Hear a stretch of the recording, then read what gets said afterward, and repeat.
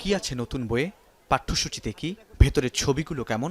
নতুন বছরের প্রথম দিনেই এমন কৌতূহলী মনে নতুন বই হাতে পেয়ে এক একটি পাতা উল্টিয়ে বইয়ের গন্ধ নিচ্ছে শিক্ষার্থীরা।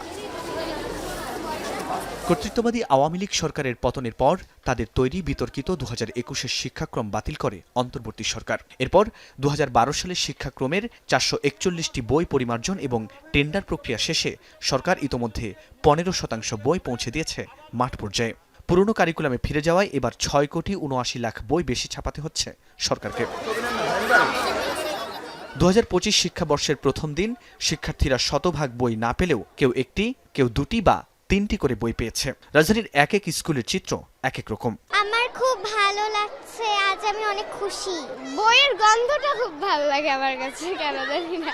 আমি এবার ক্লাস 5 থেকে 6 উঠেছি। বছরের একদম নতুন বইটা পেয়ে আমি অনেক খুশি হয়েছি।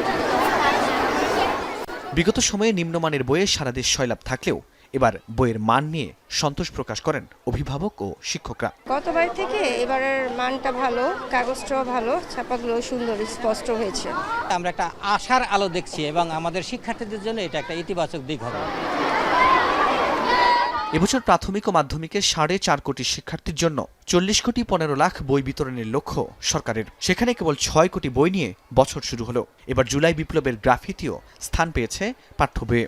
শিক্ষার্থীর হাতে হাতে নতুন বই, নতুন শ্রেণীর নতুন এই বই তাদের পড়াশোনায় যোগ করবে বাড়তি আনন্দ এবং উৎসাহ।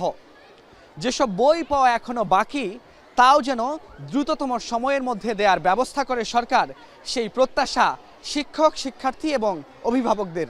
নানা সীমাবদ্ধতার কারণে বছরের প্রথম দিনে শিক্ষার্থীদের মাঝে সকল বই বিতরণ না করতে পেরে দুঃখ প্রকাশ করেন শিক্ষা উপদেষ্টা। বুধবার সকালে আন্তর্জাতিক মাতৃভাষা ইনস্টিটিউটে পাঠ্য বইয়ের অনলাইন ভার্সন উদ্বোধন করেন তিনি। বইয়ের সংখ্যা বেড়েছে এবং যে সময় থেকে শুরু করা হয়েছে তখন সময় খুব কম ছিল, তার মধ্যে আবার অনেক পরিমার্জন করতে হয়েছে। এনসিটিবি চেয়ারম্যান বলেন, প্রতি বছর বই উৎসবের নামে অপচয় করা হয়েছে, সে পথে এবার হাঁটেনি অন্তর্বর্তী সরকার।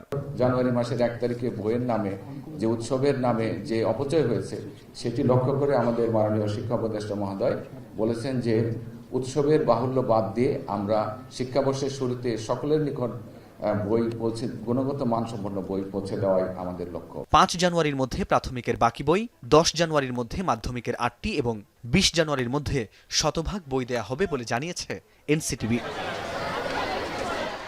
ফরহাদ বিন নূর, এখন, ঢাকা।